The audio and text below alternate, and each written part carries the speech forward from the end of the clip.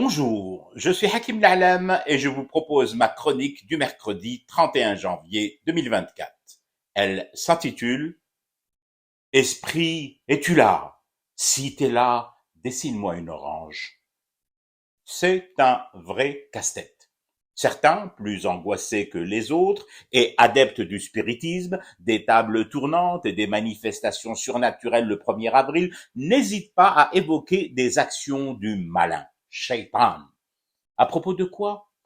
De ce phénomène bizarre, mentionné hier encore par les confrères d'Al-Watan, d'une production d'agrumes record cette année et de prix qui repartent à la hausse, frôlant eux aussi des records. Personne pour l'heure, du moins personne autour de la table qui bouge, toute seule, ne s'explique cette situation kafkaïenne. Entre deux verres qui se dirigent vers les convives en fonction de leur soif de sensations fortes, de faim d'irrationnel, on tente bien de dénicher des pistes. Des citoyens qui sillonneraient les vergers la nuit pour chipper les oranges et les mandarines, en faire du jus pressé de contrebande, revendu au prix fort pour accompagner la vodka d'El Kaba. Ne riez pas. Sur le marché de la bourse algéroise de la vodka free shop, j'ai noté des bons incroyables dans les étiquettes. La bouteille de Smirnoff flirtant allègrement avec les 10 000 dinars. En même temps, des millions de citoyennes et de citoyens armés de perches, de bâtons et de drabaches infiltrés de nuit dans les champs pour y barboter les récoltes d'agrumes, j'ai certaines difficultés à m'imaginer la scène. Même si, au pays où, souvenez-vous, tout de même, on a un jour proposé le poste de ministre du Tourisme à un gardien de parking, tout reste possible. Mais bon, je reste malgré tout circonspect face à cette piste-là. Et je reste aussi et surtout avec des questions entières et aucune réponse à donner à mes convives de la séance de spiritisme. Que se passe-t-il exactement entre les champs d'oranges et de mandarines qui regorgent de ces fruits, les camions ne suffisant plus à tout charger, et les marchés où ces mêmes fruits muent étrangement, brutalement, sans prévenir ni même envoyer de SMS en fruits défendus? Un braquage sur la route?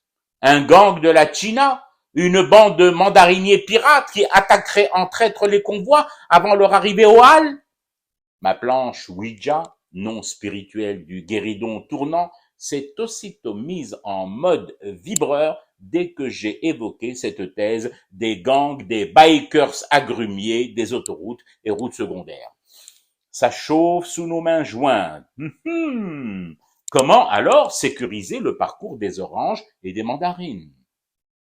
Jalonner leur trajet de caméras de surveillance? Oui, mais qui paiera la facture? Nous, bien sûr, les poires de service. Ou alors faire appel à des vigiles, les planter sur les bords des routes à distance réglementaire, comme dans un champ, et leur demander de signaler en hurlant « Orangina, Orangina !» tout mouvement inhabituel ou la présence sur les bancs d'arrêt d'urgence d'épluchures suspects. Mais où trouver autant de vigiles?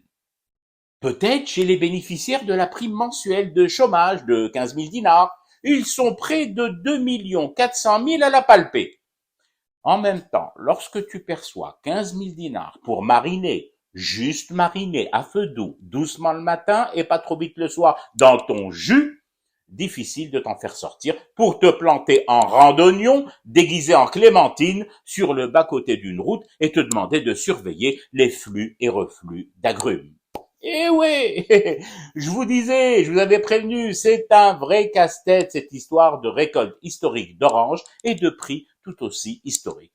De quoi me condamner à snober la vitamine C naturelle et à me contenter de mon thé que je fume pour rester éveillé à ce cauchemar qui continue.